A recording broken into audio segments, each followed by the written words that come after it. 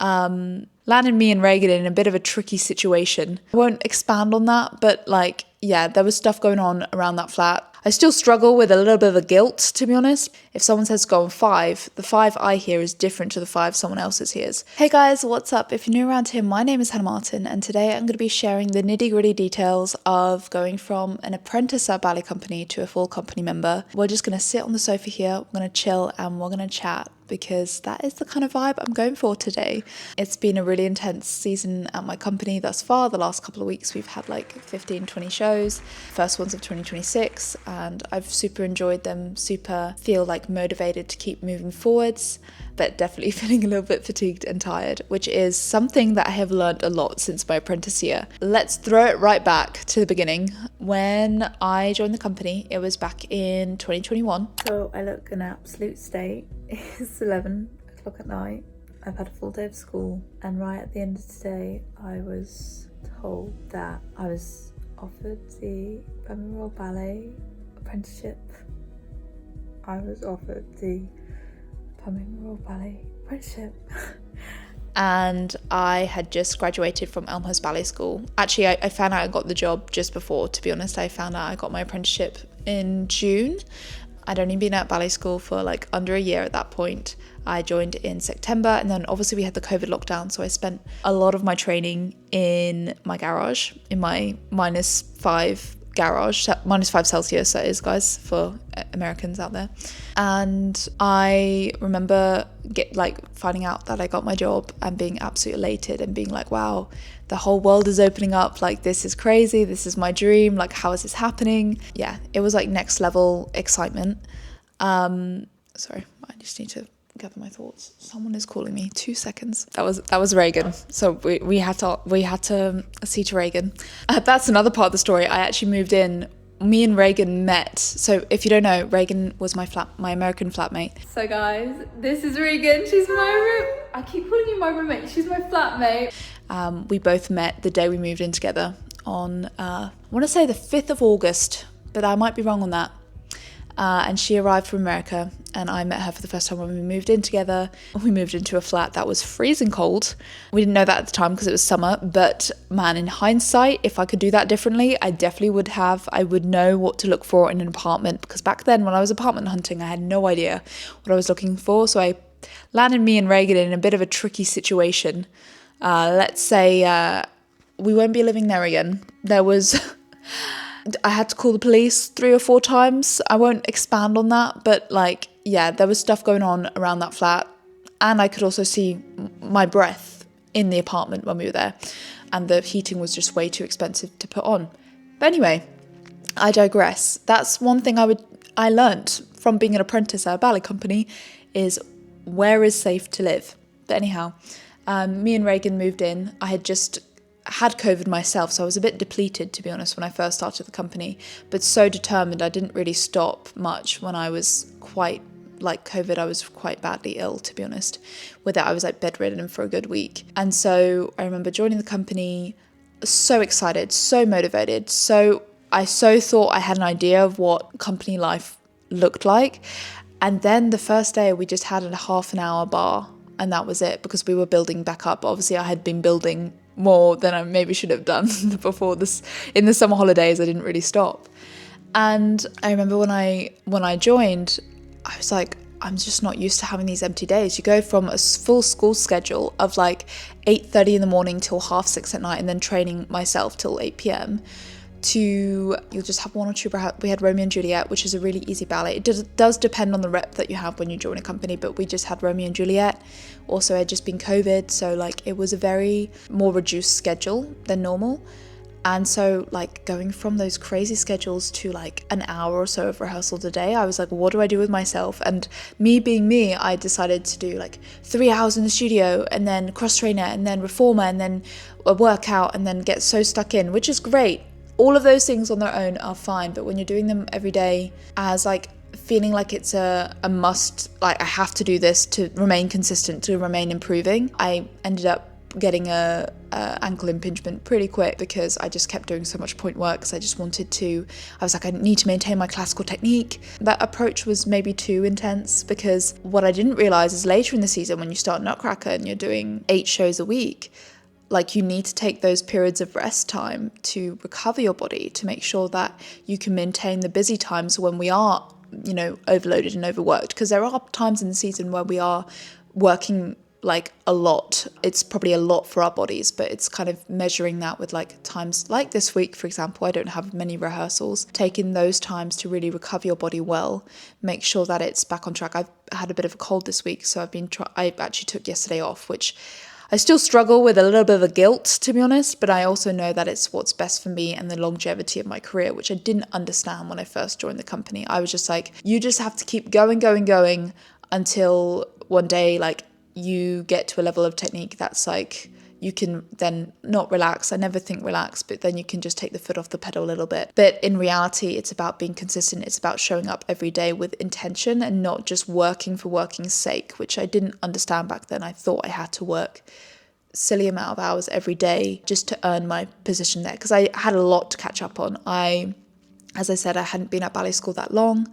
I'd come from a rhythmic gymnastics background, and I approached ballet very much like I approached rhythmic gymnastics, which was training 8 hours a day, and there was just like no question marks around that. You did so much conditioning, and I felt like I had to uphold that amount of conditioning every day, which was like 2 or 3 hours. So in hindsight, if I could go back and be like, girl, just take a minute, take a breather, do work hard. I'm not saying don't work hard, but being intentional about what you want to work on, and not like I used to set like, okay, now I need to do 10 clean triples, and then we'll do 10 clean doubles, 10 clean, I don't know, attitude pirouettes or something, because that's how I used to approach my rhythmic training. Whereas now I'd probably approach it slightly differently. Now it's more about feeling the technique rather than drilling the technique.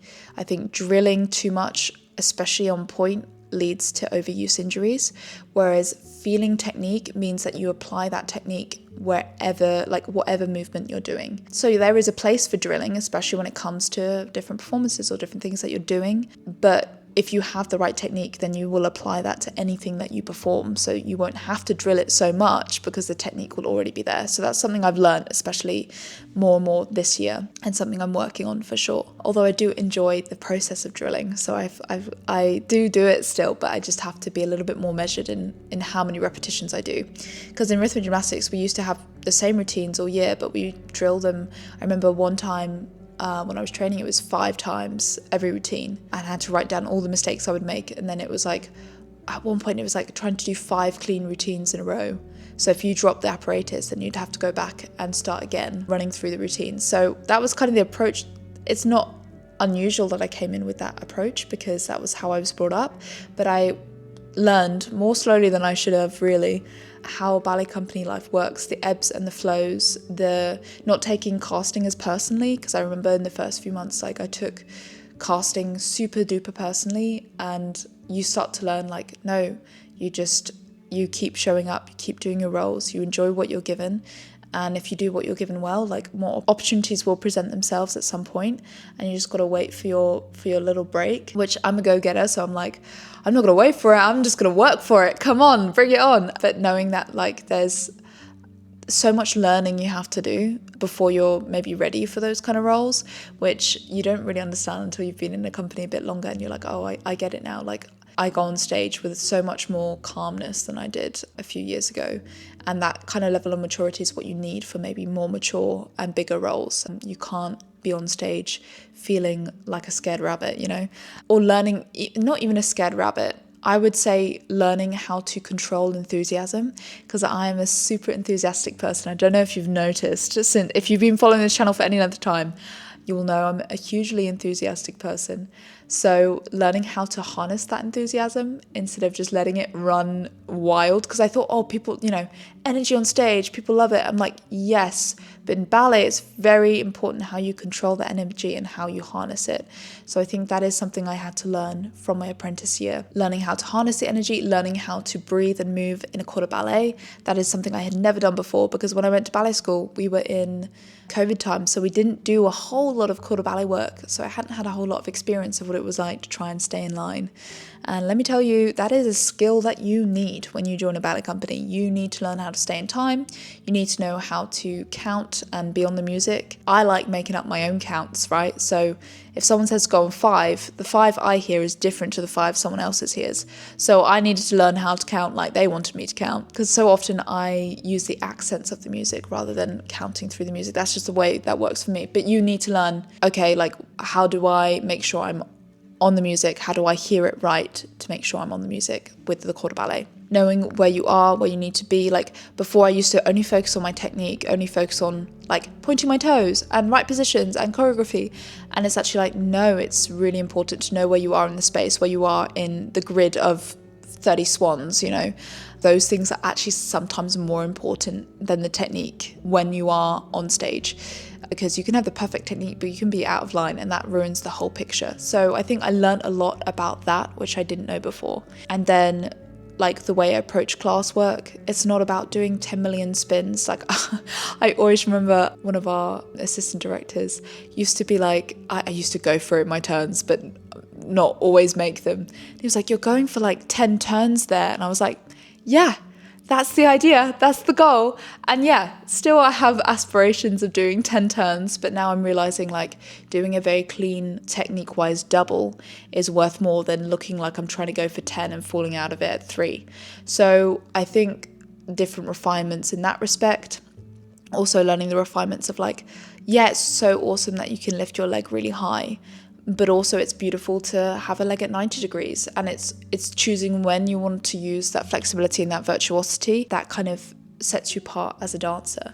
Yeah, I went through my apprentice year learning all those different things, learning about classwork, learning, to be honest, I still was like learning ballet steps at that point because I hadn't done as much ballet as maybe some others. I went through a season, this was actually after my apprentice season, but like learning to dance in frieds instead of merle shoes.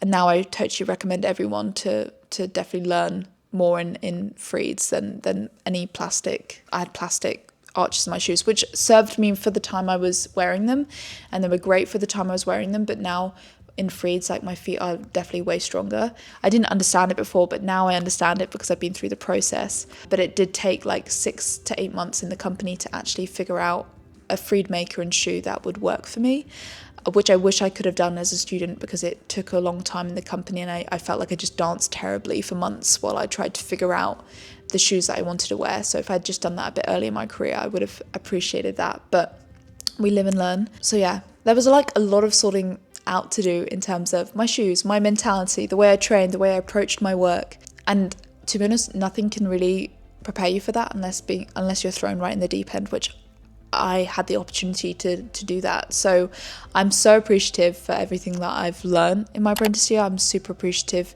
for the mentality that I've been able to adopt. I feel like I'm a much more balanced human now coming out of my apprentice year. Obviously you have that anxiety in the apprentice year of like, oh, I really want to get a contract, like that's like the aim, so you push yourself even harder. But I wish I went back and kind of practiced a little bit more wisdom, because I feel like it would help you.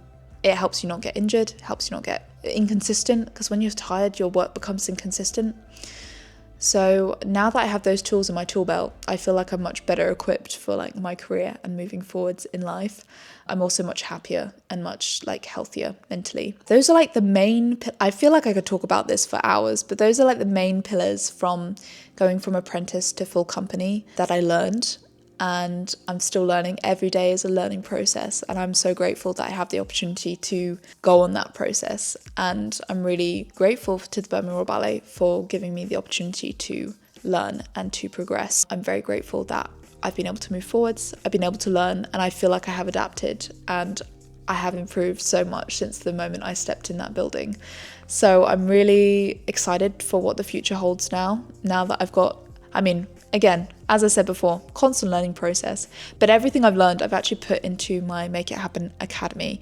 So if you are wanting to learn some of these keys, wanting to skip some of the mistakes that I made and want to go straight to the facts, then I highly recommend checking out the Make It Happen Academy.